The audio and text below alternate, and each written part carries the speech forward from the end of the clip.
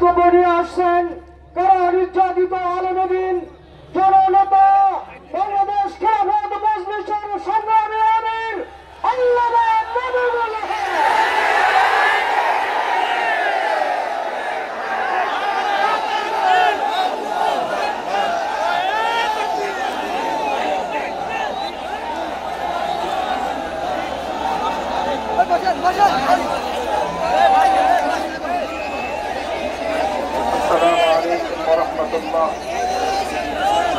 الحمد لله رب العالمين والصلاة والسلام على سيد الأنبياء والمرسلين وعلى آله وأصحابه ومن تبعهم بدعوتهم إلى يوم الدين. أما بعد، أعوذ بالله من الشيطان الرجيم. بسم الله الرحمن الرحيم. ويا أهل الكتاب تعالوا إلى كلمة سواء بيننا وبينكم ألا نعبد إلا الله ولا نشرك به شيئا ولا يتخذ بعضنا بعضا أربابا من دون الله. صدق الله العظيم.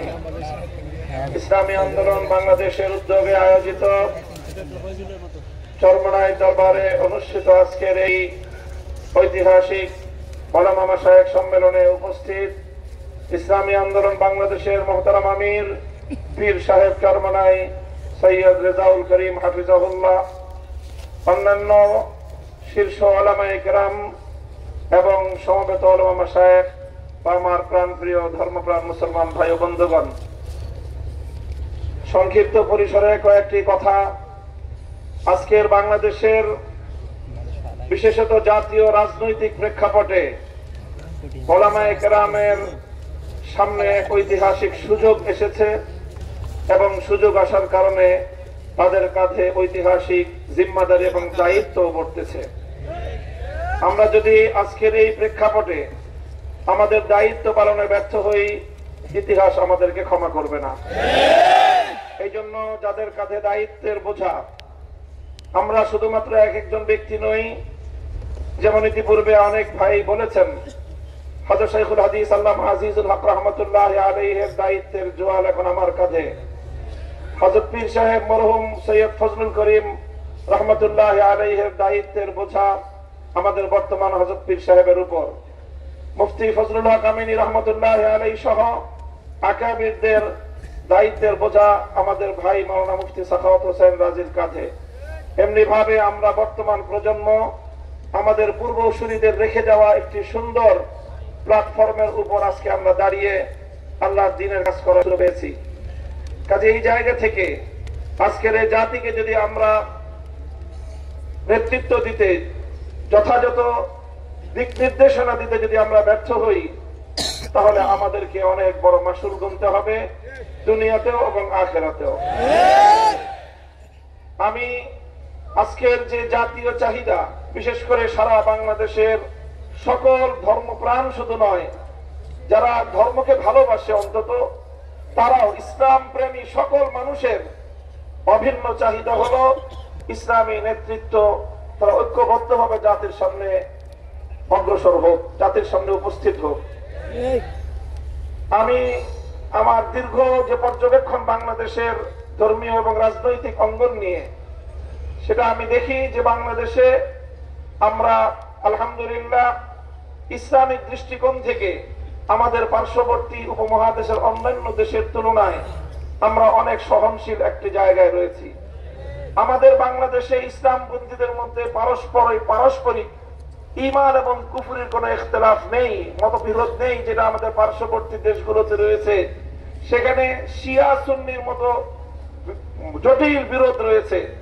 এরপরও সেই সকল দেশগুলোতে আমাদের ওলামায়ে দেওবন্দ তারা নেতৃত্ব দিয়ে সেই শিয়া সুন্নি সহ অন্যান্য বাতিল পন্থীদেরকেও বৃহত্তর ঐক্যের মধ্যে তারা তাদেরকে সামিল করে জাতির সামনে ঐক্যবদ্ধভাবে নিজেরা উপস্থিত হয়েছেন। আমি মনে করি বাংলাদেশে এখন ইসলামিক অঙ্গনে 4টি পক্ষ রয়েছে, যাদের মধ্যে আমাদের মধ্যে বিভিন্ন শাখাগত, ফিকহি মাসআলাগত এবং বিভিন্ন আকীদার খুঁটিনাটি বিষয়ে ঈমান এবং তাওহীদ এবং রিসালাত আখিরাত ছাড়া আকীদাগত অন্যান্য কিছু বিষয় আমাদের মধ্যে মতপার্থক্য রয়েছে। তবে আমরা সকলে একটি কথায় একমত সেটি হলো আল্লাহর জমিনে আমরা ইসলামী হুকুমত কায়েম করতে চাই। এই এক কথার ভিত্তিতে এটাই হোক আমাদের আগামী দিন রাজনৈতিক ঐক্যের বুনিয়াদ। যারা যারা আল্লাহর জমিনে কোরআনী শাসন কায়েম করতে চায় তারা আমরা আগামী দিনে একটি ব্যালট বাক্স নিয়ে জাতির সামনে আমরা এক মঞ্চে হাজির হব। আমি মনে করি বাংলাদেশে অনেকগুলো ইসলামিক মহল থাকলেও বাংলাদেশে ধর্মীয় এবং ইসলামী সেক্টরের কিয়াদত উলামায়ে দেওবন্দের হাতে। এটার মধ্যে কোন ধরনের দ্বিমত অথবা কোন সংশয়ের কোন অবকাশ নেই। বাংলাদেশে যদি 4 লক্ষ মসজিদ থাকে 3.5 লক্ষ মসজিদের ইমামতের এবং মেম্বারের দায়িত্ব উলামায়ে দেওবন্দের হাতে। কাজেই ধর্মীয় সকল অঙ্গনগুলোকে ঐক্যবদ্ধ করা ঐতিহাস দায়িত্ব উলামায়ে দেওবন্দের কাছে। আর এই কথা অস্বীকার করার কোনো উপায় নেই। দেওবন্দি উলামায়ে কেরামের সাথে সংশ্লিষ্ট যতগুলো রাজনৈতিক সংগঠন রয়েছে তার মধ্যে সর্ববৃহৎ রাজনৈতিক সংগঠন ইসলামী আন্দোলন বাংলাদেশ। সেই জায়গা থেকে ইসলামী আন্দোলন বাংলাদেশের দায়িত্ব সবচেয়ে বেশি।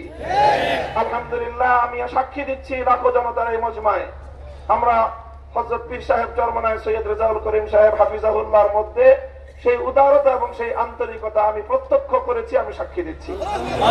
এজন্য আমরা আশাবাদী আগামী দিনে ইনশাআল্লাহ আমাদের ঐক্য প্রতিষ্ঠিত হবে। এই জন্য আমাদের যে কথা আমরা একমত সেটা হলো আগে আমাদের উলামায়ে দেওবন্দের নেতৃত্বে যে সকল রাজনৈতিক সংগঠনগুলো পরিচালিত হচ্ছে আমরা আমাদের মধ্যে আমাদের ঐক্যকে আরো সংহত এবং মজবুত করব। ইতিমধ্যে আমির হেফাজত আল্লামা শাহ মুহিবুল্লাহ বাবুনগরী হাফিজাহুল্লাহর পক্ষ থেকেও আমাদেরকে সকল সংগঠনকে এই দাওয়াত দেওয়া হয়েছে। কাজী ইনশাআল্লাহ আমরা আশা করছি যে অদূর ভবিষ্যতে অনতিবিলম্বে আমাদের ঘরানার সব বড় রাজনৈতিক সংগঠন আমরা সীসাডালা প্রাচীরের মতো ঐক্যবদ্ধ হব। এরপরে বাংলাদেশে অপর 3টি ইসলামী ধারাকেও রাজনীতির ক্ষেত্রে আল্লাহর জমিনে ইসলামী হুকুমত কায়েম করার জন্য তাদেরকেও আমরা তাদের কাছে দাওয়াত নিয়ে যাব ইনশাআল্লাহ। সেটা হলো একদিকে বাংলাদেশে আরেকটি অঙ্গন রয়েছে আহলে হাদিস সম্প্রদায় হিসাবে বিশাল একটা সম্প্রদায় বাংলাদেশে রয়েছে। আমার যতদূর জানা তারাও এই বিষয়ে বর্তমানে অতীতের যে কোনো সময়ের তুলনায় উদার দৃষ্টিভঙ্গি লালন করছেন। ডক্টর আসাদুল্লাহ গালিব এবং মাওলানা আব্দুর রাজ্জাক বিন ইউসুফের নেতৃত্বে আহলে হাদিস ভাইয়েরা তারা রাজনৈতিক অঙ্গনে উলামায়ে উম্মতের সাথে উলামায়ে দেওবন্দের সাথে ঐক্য করার জন্য তারা প্রস্তুত রয়েছেন।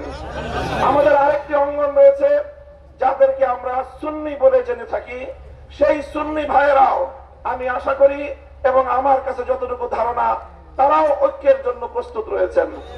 তৃতীয় যে আরেকটি গ্রুপ রয়েছে জামায়াতে ইসলামী বাংলাদেশ, যারা দীর্ঘদিন ধরে রাজনৈতিক অঙ্গনে আল্লাহর জমিনে আল্লাহর আইন বাস্তবায়ন করার স্লোগান নিয়ে যারা কাজ করছেন তাদেরকেও আমরা উদাত্ত আহ্বান জানাবো এবং তাদের কাছে আমরা দাওয়াত নিয়ে যাব।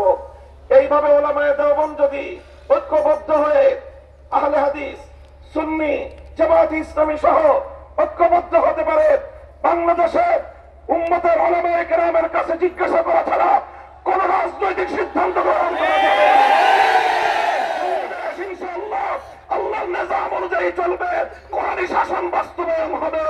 ইনশাআল্লাহ সেই দিন আমরা দেখতে পাবো, আমাদের হায়াতে আমাদের জীবদ্দশায় দেখতে পাবো। আমি আশা করি আগামী নির্বাচন হবে আমাদের জন্য সেই ধরনের বৃহত্তর একটি ঐক্য জাতিকে উপহার দেওয়ার মোক্ষম সময়। আমি আপনাদের সকলের কাছে দোয়া চাই যে এভাবে যেন আমরা আমাদের ভূমিকাগুলো পালন করে যেতে পারি। বাংলাদেশ খেলাফত মজলিসের পক্ষ থেকে আমি আজকের এই ভর মজলিসে এই ধরনের কার্যক্রম পরিচালনায় আমাদের শতভাগ উদারতার এবং আন্তরিকতাপূর্ণ ভূমিকা পালন করার প্রতিশ্রুতি দিয়ে যাচ্ছি ইনশাআল্লাহ। নাসরুম মিনাল্লাহি ওয়া ফাতহুন করিব। আসসালামু আলাইকুম ওয়া রাহমাতুল্লাহ।